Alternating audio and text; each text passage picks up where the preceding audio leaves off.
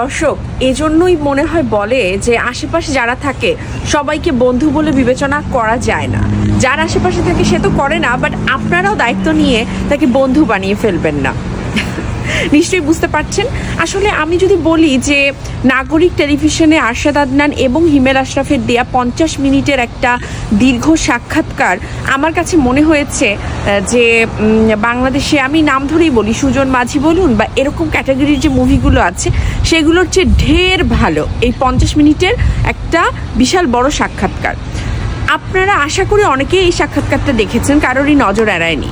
সবসময়কার মতোই একজন বেস্ট, একজন দ্য এলিগেন্ট এবং মনে হয়েছে একজন শিক্ষিত, সবচেয়ে বড় কথা একজন শিক্ষিত, এডুকেটেড, যে সিনেমা বোঝে, যে সিনেমাকে ভালোবাসে, সেরকম একজন ডিরেক্টর পরিচালক বসেছিলেন এবং উত্তর দিয়েছেন। তার উত্তরের ধরন সেটাই বলে।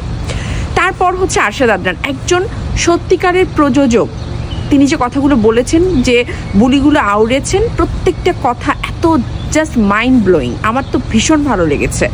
তার পাশাপাশি ইকবালকে নিয়ে একটু বলি, ভালো কথা বলি, আজকে নাম ধরে বলি, যে তিনি যে আসলে শাকিব খানের বন্ধু নন, তিনি আসলে কি, এটা কিন্তু আরশাদ আদনান খুব চমৎকারভাবে বলেছেন। এখন আসলে ইকবাল সাহেবের উত্তরটা কি হবে?